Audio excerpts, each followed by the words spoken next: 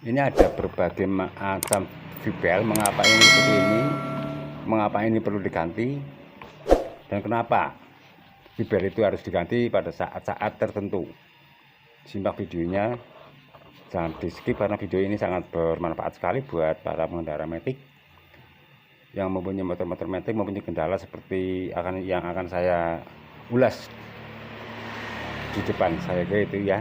Untuk kelanjutannya akan saya videokan bagaimana cara untuk merawat daripada VBL sebuah motor matic.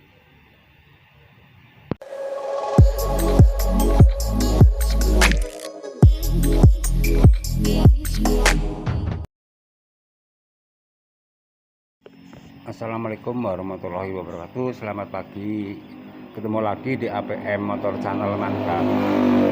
Di pagi hari yang cerah ini saya akan membahas tentang VBL. Ini VBL ya.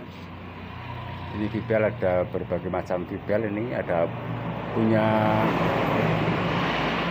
2PH, ada punya ini punya Honda, punya K44, ini punya Seon ya. Ini punya Seon. Ada berbagai macam VBL di sini. Ini adalah VBL yang sudah diganti. Maka dilakukan penggantian ini akan saya bahas di sini. Untuk VBL itu merupakan salah satu komponen ya, komponen sepeda motor untuk matic sebagai pengganti rantai. Ini mempunyai peranan dan tugas sebagai penggerak tenaga dan penggerak putaran mesin sehingga motor bisa jalan. Oleh karena itu perlunya pengecekan secara rutin dan berkala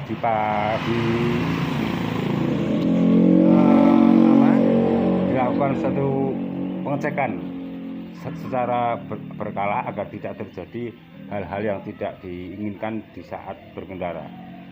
Misalnya seperti putus, VBL selip. VBL ini menyebabkan motor tidak bergerak ya. Walaupun mesin bunyi tidak akan bergerak bila ini putus ataupun udah kendor. Oleh karena itu kita sebagai pengendara wajib tahu dan mengenali daripada ciri-ciri dan tanda-tanda kerusakan daripada VBL yang sudah aus dan perlu dilakukan penggantian sebelum terjadi sesuatu di perjalanan. Ini adalah ciri-ciri daripada VBL yang sudah aus ataupun perlu dilakukan penggantian. Adalah salah satunya begini. Ini VBL harus dilakukan satu penggantian misalkan sudah terjadi hal-hal yang seperti tanda-tanda ini. Ini seperti contohnya, satu adalah tarikannya menjadi berat.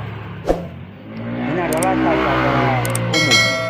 Tarikan motor berat itu adalah tanda-tanda umum. Bila ini terjadi secara tiba-tiba, tarikan berat, ngempos dan terasa kasar di area CVT, ini merupakan suatu tanda-tanda bahwa VBL itu sudah aus atau berkurang kekuatannya. Yang kedua adalah VBL timbul keretakan. Di sini ada timbul keretakan seperti ini ya. Ini udah retak-retak sekali. Ini memang banyak kejadian di motor-motor matic ini, walaupun tidak putus, ini di area sini ini sudah pada retak seperti ini ya. Ini kalau dirasain itu kalau di saat dikendarai seperti motornya itu selip dan tenaganya hilang. Tapi kalau secara fisik, kalau dilihat dari tanda-tanda ini adalah setelah dibongkar. Kalau dibongkar itu bisa diketahui bahwa di sini akan terjadi retak-retak di sini. Begini ya. Ini akan mengurangi daripada tenaganya berkurang sangat drastis. Pada kondisi ini VBL harus segera diganti karena sangat berbahaya saat dikendarai. Saat dikendarai bisa menjadi putus sehingga motor tidak bisa berjalan. Itu akan menyebabkan suatu kerusakan yang parah terjadi di area as daripada kru as ya. Ini akan bisa, kalau menggubet di daerah poli depan, itu akan menyebabkan polinya asnya itu menjadi bengkok. Itu sering terjadi. Yang ketiga adalah dilakukan penggantian. penggantian daripada VBL itu dilakukan berkisar 15.000 km pemakaian. Soalnya ya namanya VBL ini adalah terbuat dari karet. Jadi seiring berjalannya waktu atau usia, ini di sini akan mengalami sejenis keausan di sini ya. Di sini juga ada keretakan sehingga menyebabkan motor akan menjadi loyo, tidak bertenaga, bahkan sampai putus kalau saat dikendarai. Ini akan menyebabkan bahwa motor itu akan merasa getar, getar dan pecah-pecah di saat VBL sudah aus. Ini seperti ini saat dikendarai itu rasanya getar, selip dan sebagainya, ngempos serta tenaganya hilang. Oleh karena itu pabrikan menganjurkan bahwa untuk penggantian daripada suatu VBL itu berkisar antara 15.000 km pemakaian ya. Ini harus dilakukan suatu penggantian biar semuanya aman saat dikendarai, tidak ada kendala apa-apa,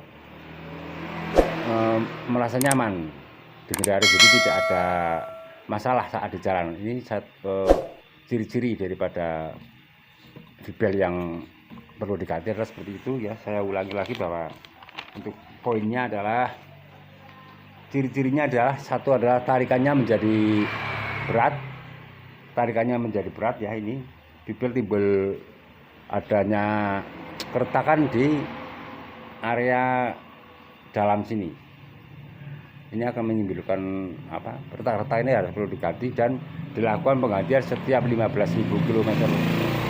Jadi seperti itu ya. Semoga video ini bermanfaat bagi pengendara matic atau bagi siapa saja yang mempunyai kendala motor matic seperti itu.